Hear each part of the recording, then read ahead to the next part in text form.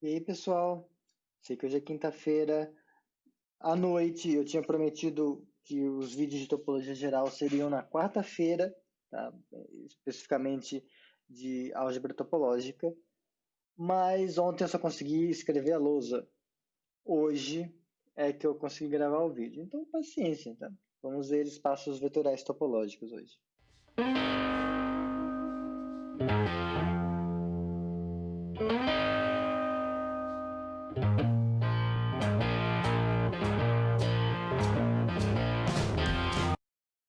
Bom, esse começo vai ser bem curto, tá? A ideia é só introduzir o tema, que são os espaços vetoriais topológicos, e deixar as discussões mais interessantes para os próximos vídeos. Então, o espaço vetorial topológico, como o nome sugere, dado o contexto que a gente já está trabalhando, né? De álgebra topológica, estruturas algébricas munidas de uma topologia compatível, aqui é a mesma coisa. Só tem uma leve diferença, que aqui, para começo de conversa, a gente precisa de um corpo topológico, né? Então, antes de mais nada, a gente precisa de um corpo K munido de uma topologia, então faz dele um anel topológico, então é um grupo topológico, a soma é contínua, além disso, a operação que leva um elemento em seu simétrico aditivo também é contínua, então ele é um grupo topológico, a operação de multiplicação é contínua, só que, não só isso, o corpo topológico ele é diferente do anel topológico pelo seguinte: essa função aqui, que sai do conjunto dos elementos não nulos do corpo e vai no próprio corpo que manda um rapaz, um x, no seu inverso multiplicativo, também é contínuo. Então, quando a gente vai falar de espaços vetoriais topológicos, do mesmo, da mesma forma que quando a gente vai falar de espaços vetoriais, a gente precisa de um corpo. Quando a gente vai falar de espaços vetoriais topológicos, o nosso corpo também precisa ser topológico. Então, ele precisa ter uma estrutura topológica envolvida, compatível com as suas operações e satisfazendo isso aqui também.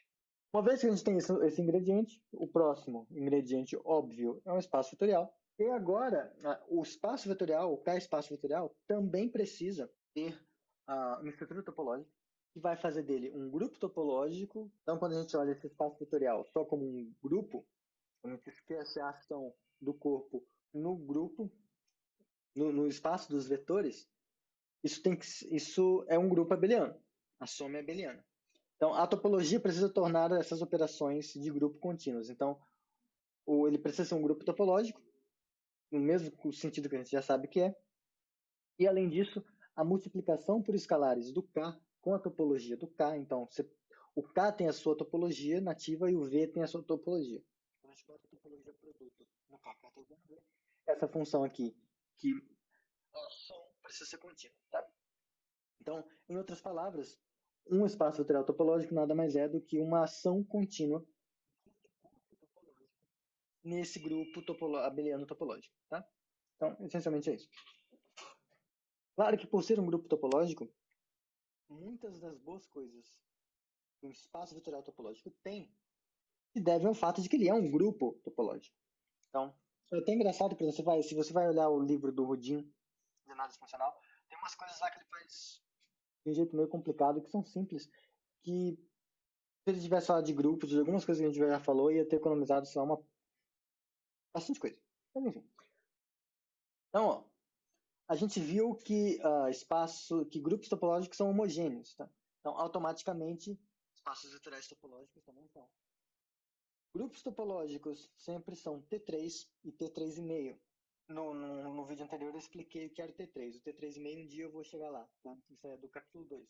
Então, como grupos topológicos sempre satisfazem esses dois axiomas, segue que espaços vetoriais topológicos também satisfazem.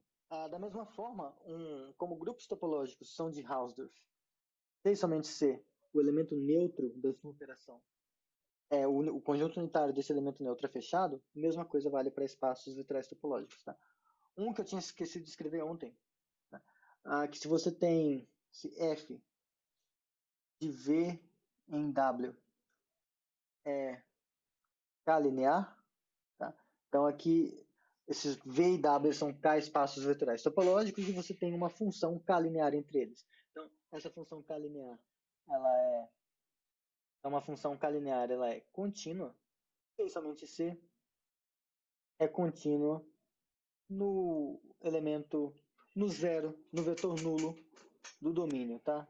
Mesma coisa que a gente já verificou em grupos, quando tem morfismos de grupos topológicos. Mesmo comportamento. Então, essas coisas que valiam lá, ainda valem aqui. Uma coisa que é um pouco diferente, tá? É a questão da estrutura local da topologia, de como a gente determina a topologia conhecendo um filtro de vizinhanças no zero. No contexto de grupos topológicos, a gente tinha visto que o filtro de vizinhanças do zero, do grupo, ele sempre satisfaz essas três condições aqui, ó. Essa aqui, essa aqui, essa aqui. Aqui já está com a notação abeliana, mas enfim. Tá? Lá, quando a gente viu, estava com a notação multiplicativa, porque o grupo não, em geral, quando o grupo não é abeliano, a gente denota a operação multiplicativamente. Aqui, como é abeliano, o padrão é denotar como se fosse adição. Mas enfim. O filtro de vizinhanças do zero num grupo topológico sempre satisfaz essas três condições, e essas duas aqui são equivalentes.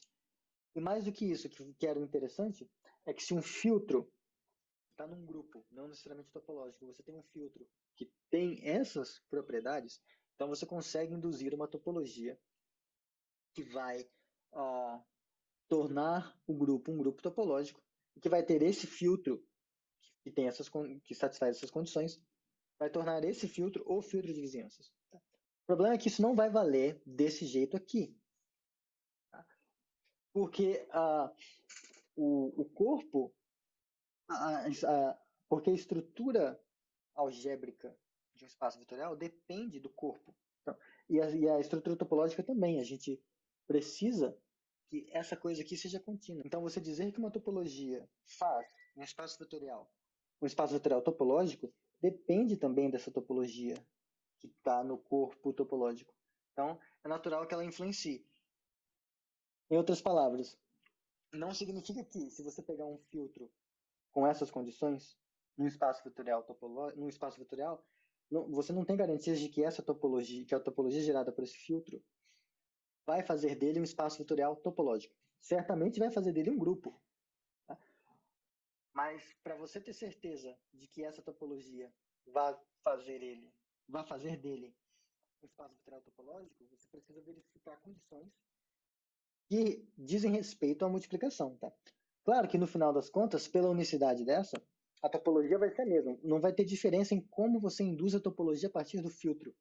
O que vai mudar é que você vai ter mais imposições para ter certeza de que aquele filtro é compatível no ambiente vetorial. É isso. Tá? O, esse teorema diz que se você tem um corpo topológico, um espaço vetorial topológico, então vão valer essas condições aqui, que dizem respeito ao fato de a topologia do espaço ser compatível com a estrutura de grupo abeliano que ele tem, por isso GA, e tem essas propriedades também, que dizem respeito à multiplicação pelo corpo, por isso eu coloquei MK.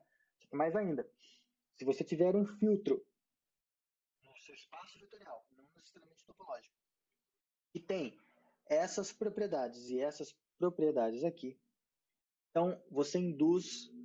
Então existe uma topologia, e é única, que é compatível com a estrutura de espaço vetorial. Tá? Então vai tornar ele um espaço vetorial topológico, no sentido da definição, e tal que esse filtro que você usou para gerar a topologia vai ser o filtro de vizinhanças do zero. Tá? A demonstração dessa parte de existência e unicidade de topologia é essencialmente a mesma que se faz quando você tem o contexto de grupos e você pega um filtro que tem essas propriedades aqui e você mostra que existe uma única topologia. É a mesma topologia que você constrói. Dado que ela já era única nesse contexto, ela vai ter que ser essa topologia que funciona nesse contexto. A diferença, né, nesse teorema é que a gente vai ter que mostrar que a multiplicação por escalar é contínua também. Só isso. Mas esses caras aqui dão conta do recado. Tá? No texto, a demonstração está feita. É só uma página, mas é uma página de conta. É uma página de verificações chatas. Não tem nenhuma. Não tem nada mirabolante por trás disso. Então não vale perder tempo com isso. Bom, é claro que o corpo topológico ele influencia nessa brincadeira toda. Por exemplo, se você tiver Se você tiver um corpo discreto, a topologia do corpo que você pegou é discreta, essas condições aqui, elas simplificam bastante. Você tem como trocar isso aqui, todas essas condições você troca por uma única outra condição lá. Bem trivial, tá como exercício no texto, eu não lembro agora, mas fica bem mais simples de verificar. Animais dessa forma são chamados de grupos vetorais topológicos. Eu não sei se tem muita coisa a respeito, mas o nome faz sentido, já que o corpo não está entrando muito na jogada, a multiplicação não está fazendo muita diferença, mas ainda assim o rapaz tem uma estrutura multiplicativa, tem uma ação do corpo, né? Então faz sentido você chamar ele de vetorial, e esse grupo é só pela questão de que é um grupo topológico. Eu sei de um artigo que fala disso, mas não cheguei a ler muito a respeito. Deve ter coisas interessantes, mas não sei. A maior parte dos textos de análise funcional nesse contexto mais topológico trabalha com o caso onde a topologia do corpo K não é discreta. Tá? E mais ainda, no caso onde essa topologia ela é gerada, ela é induzida por um valor absoluto. O valor absoluto, no caso, é uma função que sai do corpo e vai nos números reais não negativos, e é uma função que se comporta essencialmente como a gente esperaria que uma coisa que tem o nome valor absoluto se comporta. Tá? Eu não vou entrar em detalhes do que é valor absoluto, porque eu vou ser pragmático como a maioria dos textos faz. Eu vou tratar só do caso onde o corpo é R ou o corpo é C com as suas topologias usuais. Nota que nesses casos elas são induzidas por coisas que a gente chama de valor absoluto. Tá? O Tim faz assim. Narit Bekenstein, do Topological Vector Spaces. O nome é bastante sugestivo. Esse aqui. Ele também trabalha nesse contexto. Livros que eu já vi que trabalham nesse caso um pouco mais geral, que é o de espaço de um corpo com um valor absoluto, que é a topologia não discreta. Bourbaki, e ele faz inclusive no caso onde você não tem um corpo topológico, mas o cara é só um anel de divisão, é um corpo não comutativo topológico, tudo bem, por que não? Ele separa esses caras, ele trata de questões não comutativas, o Bourbaki faz isso. E o Schaeffer, ele trabalha também nesse caso, mas ele trabalha no contexto comutativo. Tá? Mas a maioria das coisas que importam para o público geral estão aqui e aqui. No texto, em algum momento, eu devo fazer uma notinha de, sei lá, 5, 10 páginas sobre um negócio que chama análise funcional não arquimediana, que é quando esse valor absoluto aqui ele tem umas hipóteses diferentes para considerar casos não arquimedianos. Eu não tenho a mínima ideia do que se trata. Eu sei que é importante para partes de álgebra e teoria dos números. É uma das coisas que você ganha quando você faz análise funcional nesse contexto mais geral. Então, só para finalizar e dar um resumo do que a gente vai ver. Então, nos próximos vídeos a gente vai ver, a gente está aqui, né? É o que eu comentei. Essencialmente eu dei uma discutida nessa primeira parte aqui, na introdução da questão, tá? Que é análise funcional para adultos disfuncionais. Então, essencialmente o que a gente vai ver, propriedades bem básicas de espaços vetoriais topológicos sobre R e C, tá? Coisas bem elementares, levando em consideração que os corpos são ou os reais ou os complexos com suas topologias usuais. Então a gente vai poder falar sobre convexidade, coisas assim. Daí, a gente vai dar um enfoque nesses rapazes aqui, os espaços vetoriais topológicos localmente compactos, que são esses que são, na verdade, os espaços vetoriais de dimensão finita, tá? Sobre R ou C. Tá? O principal resultado dessa parte vai ser a caracterização da dimensão de um espaço vetorial topológico Hausdorff como compacidade local. Então a gente vai ver que o espaço vetorial topológico Hausdorff ele é localmente compacto, C e somente C, ele tem dimensão finita. E mais do que isso, a gente vai ver que existe no máximo uma topologia que é compatível com a estrutura de um espaço vetorial de dimensão finita. naturalmente, como a gente já conhece a topologia induzida pela norma, segue que a topologia induzida pela norma é a única topologia Hausdorff compatível com a estrutura de espaço vetorial, de espaços vetoriais de dimensão finita. Então, isso é uma generalização daquele resultado que a gente está acostumado a ver em cursos de cálculo RN, coisas assim, que duas normas em RN são equivalentes. Tá? Então, a coisa é bem mais geral. Quaisquer duas topologias de Hausdorff compatíveis com a estrutura topológica de RN são homeomorfas. Então, o fato de normas serem equivalentes é só um corolário banal disso. Tá? Aqui a gente também vai ver o lema de Riss, nessa brincadeira toda aqui. Depois a coisa vai ficar um pouco mais interessante, que a gente vai entrar em teorema de Rambana. A gente vai tratar de convexidade local. Tá?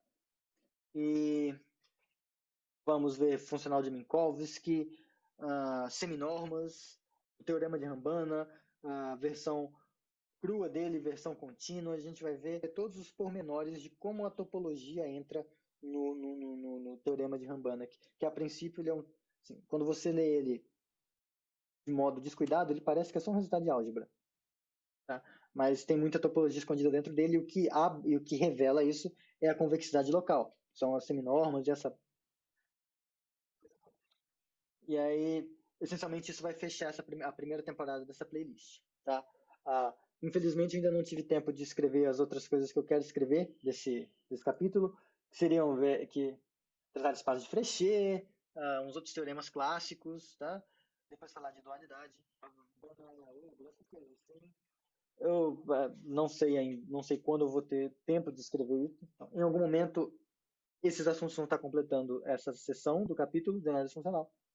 Em algum momento ainda mais adiante no futuro, depois que eu tiver escrito, eu faço uma segunda ou terceira temporada dessa playlist. Mas o roteiro dessa playlist daqui em diante é essencialmente essas duas coisas: espaços vetoriais topológicos de dimensão finita e teorema de Rambanek em espaços localmente convexos. Espero que vocês se divirtam.